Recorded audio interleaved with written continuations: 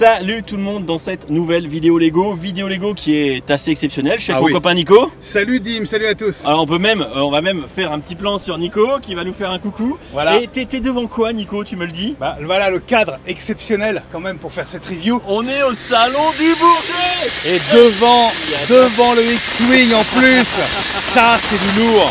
Et on va faire la review de ce set là. Alors, sur le X-Wing. On va reprendre parce qu'on a eu beaucoup de bruit de fond dès qu'il y a de la fumée.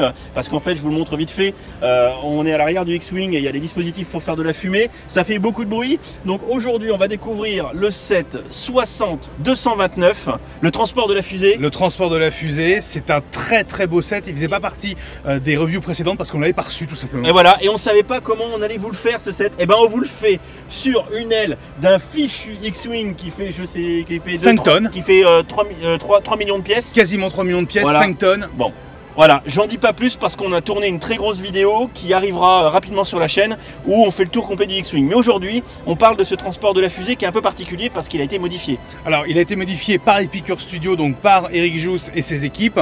On le voit, c'est marqué dessus. Ouais. Alors, il a été modifié pour être présenté tout simplement ici lors du Bourget, le Paris Air Show, voilà, tout simplement, avec ce stand Lego qui est derrière. Donc, du coup, là, effectivement, il y a une belle mise en scène, mais ce qui va nous permettre aussi de voir des fonctionnalités qu'on ne verrait pas sur le set classique. Voilà. Oui. Alors bon, clairement, pour vous la faire courte, vis-à-vis du set classique, il y a comme différence majeure le socle.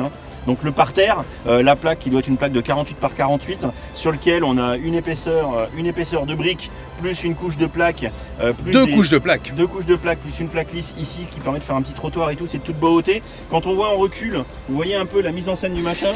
Et en plus, on fait une review sur une aile des X-Wing. Ce qui est juste énorme. C'est quand même juste énorme en fait. Ouais, je suis d'accord. Cette vidéo va être folle. Du coup, au niveau de cette review, le set transport de la fusée, je crois que je l'ai dit, 1055 pièces. C'est ça. 140 balles. C'est ça, ce qui nous fait du 13 centimes. 13 centimes d'euros la pièce. Un peu cher. Un peu cher, ouais. Mais il y a des pièces spécifiques, oui. Il y a des grosses pièces aussi, notamment pour faire ici le corps de la fusée. La verrière est de toute beauté ici. Alors encore ce problème entre les deux teintes blanches différentes, mais ça on l'a sur toute la gamme. Et là tu le vois au soleil, soleil ça se voit bien. Il y a ce problème-là. Des pièces aussi un peu spécifiques, comme ici les rails. Les chenilles aussi, c'est de la pièce spécifique. Pas mal de stickers, notamment... Ça fait bizarre de faire une review avec un journaliste.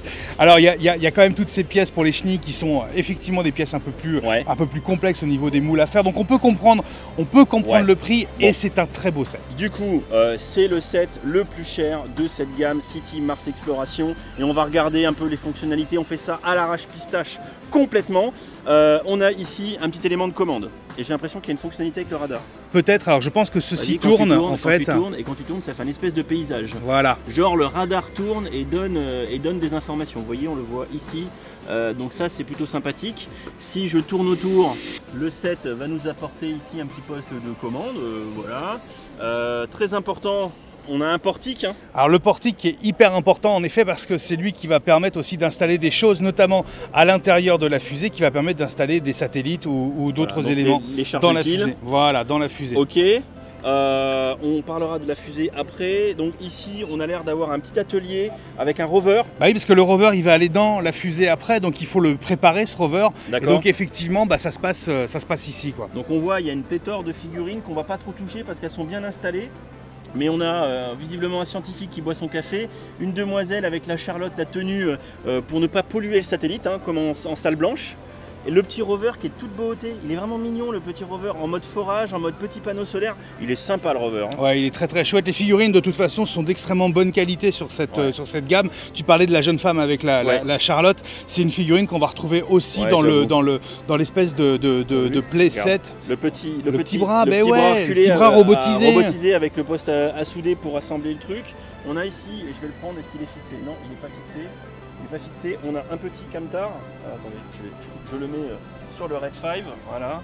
Donc on a le petit camion avec un petit bras articulé pareil, avec une figurine d'un technicien dessus. Alors en plus tu vois, ça fait penser aux camions de pompiers sur les aéroports avec les avants de camions biseautés. Donc grosso modo, si on prend du recul dans ce set, 60-229 du transport de la fusée, un petit poste de commande avec un radar, un truc qui tourne assez sympatoche, un portique qui permet l'installation d'éléments dans la fusée, voire même l'installation de la fusée tout court, et ici un petit local technique de préparation de rover, etc. avec des scientifiques, et un camion de manutention avec un bras. Alors, et voilà. une fusée. Et une fusée, voilà. Donc la fusée, elle est présentée ici sur le camion, en fait.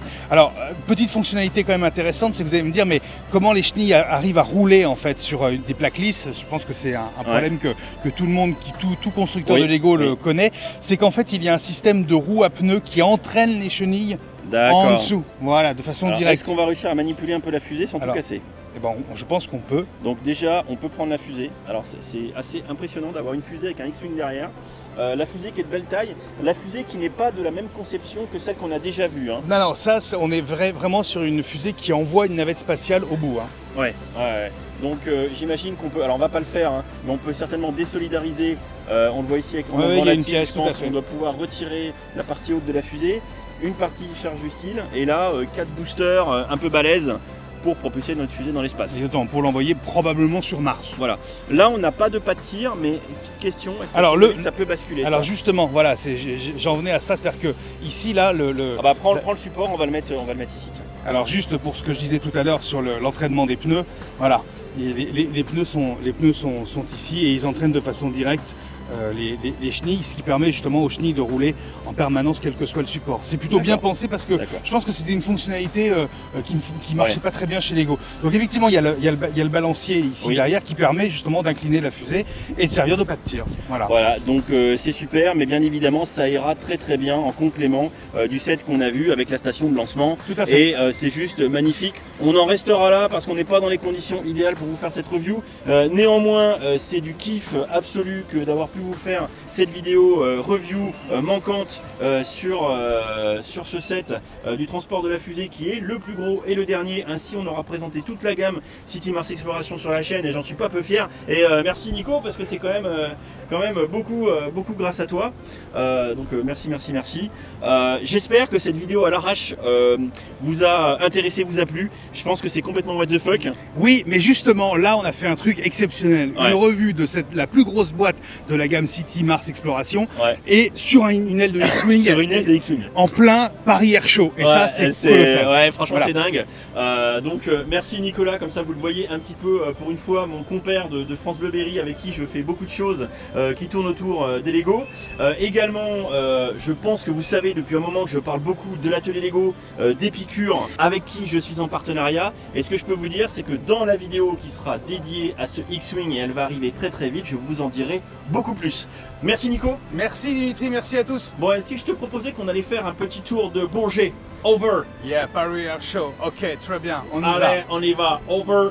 Salut tout le monde. Salut à tous.